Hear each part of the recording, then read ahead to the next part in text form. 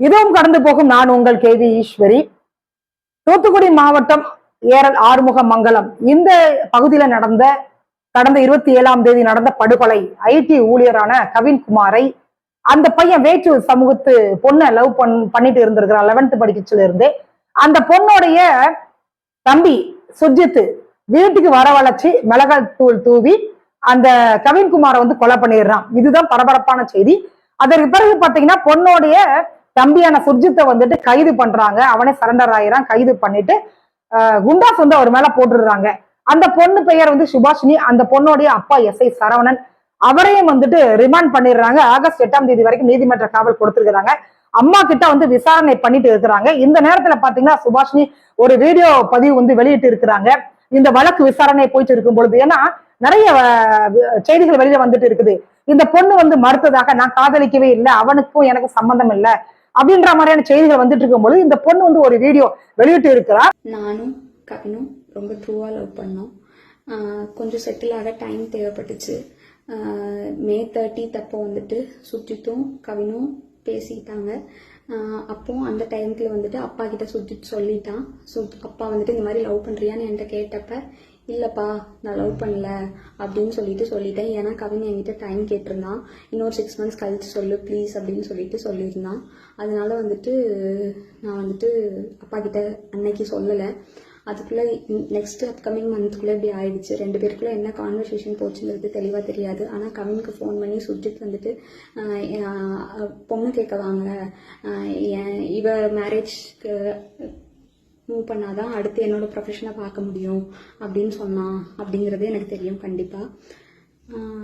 அதுக்கப்புறமா 27 என்ன நடந்துச்சு அப்படின்னா, அன்னைக்கு கவின் வராங்கிறது எனக்கு தெரியாது. நான் 28 ஈவினிங் தான் வர சொல்லியிருந்தேன். அவங்க தாத்தாக்கு தலையில சூச்சர்ஸ் இருந்ததுனால நான் ரூம் பார்த்துட்டு அட்மிட் பண்ணணும்னு யோசிச்சிருந்தேன்.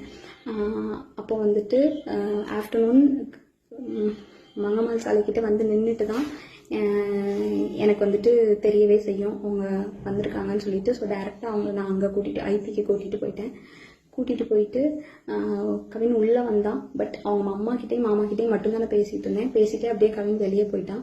அங்கேருந்து கிளம்புறப்பந்தான் அவங்க அம்மாவும் கிளம்புறப்பந்தான் கவின் எங்கே அப்படிங்கிறதே நாங்கள் யோசித்தோம். நான் ட்ரீட்மெண்ட் ப்ரொசீஜர்ஸ்லாம் எக்ஸ்பிளைன் பண்ணிட்டு இருந்தேன். அப்போ யோசிச்சுட்டு நான் சொன்னேன். அவங்க அம்மா கால் பண்ணாங்க, அவனுக்கு எடுக்கல. நானும் கால் பண்ணி எடுக்கல. நீங்கள் வேணால் பசிக்குதுன்னு சொன்னாங்க அவங்க அம்மா, சாப்பிட போங்க, நான் வேணால் வர சொல்கிறேன்னு சொல்லியிருந்தேன். அதுக்குள்ளே இப்படி ஆயிடுச்சு. ஸோ இது தேவையில்லாமல் நிறையா இஷ்டத்துக்கு யாரும் வதந்தியை கிளப்ப வேண்டாம். உங்களுக்கு தோணுது எல்லாத்தையும் பேசாதீங்க. எங்கள் அப்பா அம்மாவுக்கு இதில் எந்த சம்மந்தமுமே கிடையாது, அவங்களுக்கு தெரியாது. இதை இதோட விட்டுருங்க.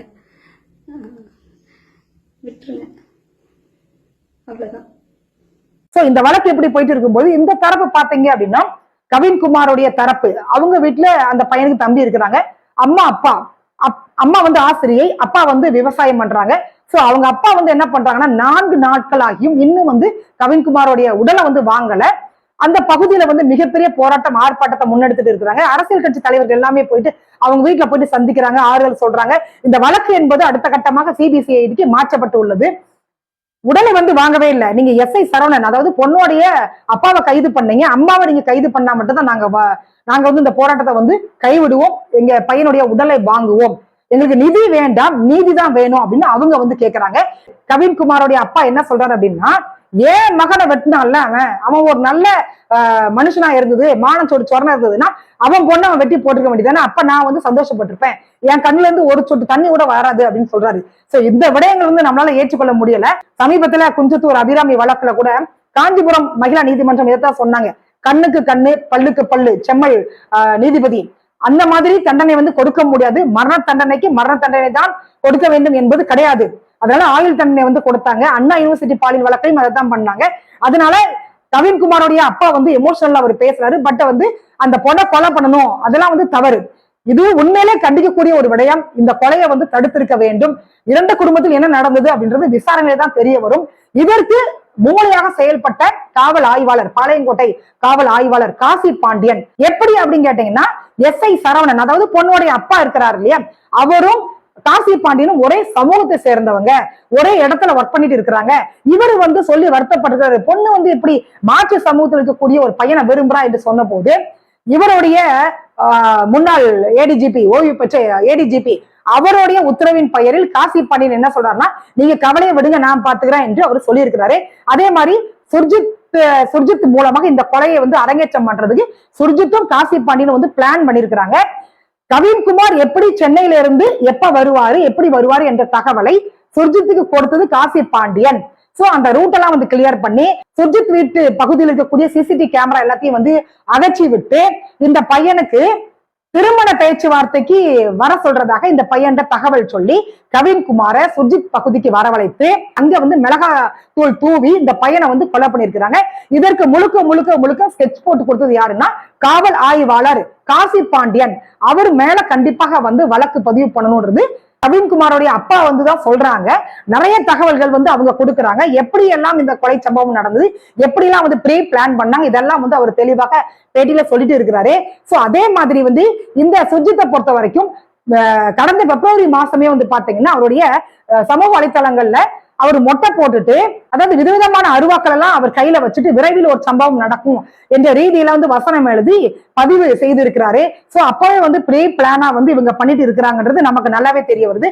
அது போக வந்து இந்த சுர்ஜித் அப்படின்ற ஒரு உண்மையில ஒரு திறமையான ஒரு பர்சன். அந்த பையன் 24 வயதான அந்த பையன் வந்துட்டு தடகள வீரர். அவர் வந்துட்டு அந்த பையன் வந்து இந்த பிரச்சனையை பேசி முடிவு பண்ணாம அதையும் தாண்டி வந்து 2 பேரும் சேர்ந்து இந்த கொலையை வந்து அரங்கேற்றம் பண்ணிருக்கிறாங்க.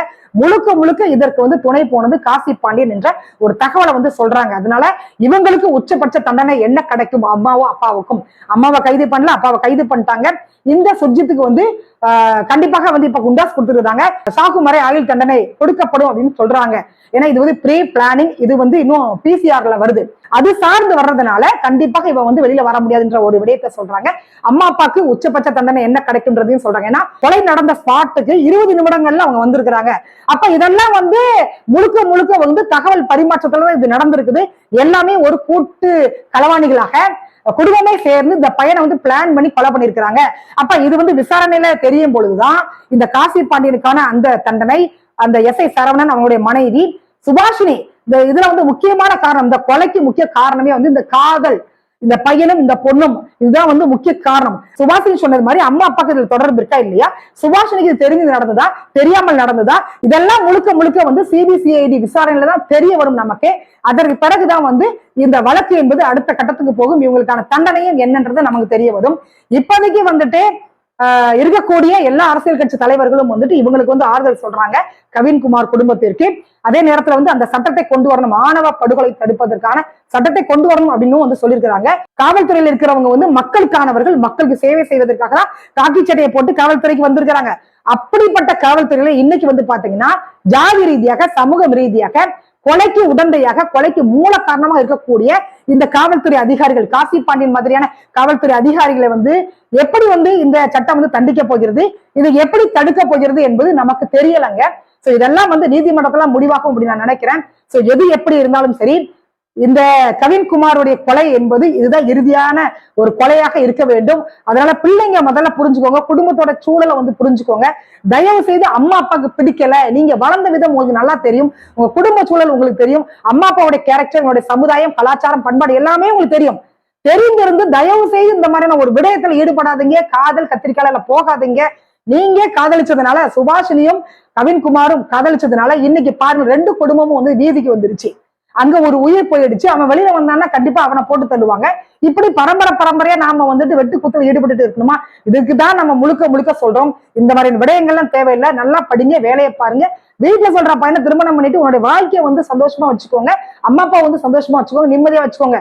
இதெல்லாம் தாண்டி வந்துட்டு இந்த காதல் கத்திரிக்காய் போறதுனால மட்டும்தான் இன்னைக்கு இந்த 2 குடும்பமும் வந்து வீதியில் நிக்குது. இதுதான் நம்முடைய கருத்துக்களாக இருக்குது. உங்களுடைய கருத்துக்கள் என்னன்றதை நீங்க பதிவு பண்ணுங்க. மீண்டும் சந்திக்கலாம். நன்றி, வணக்கம்.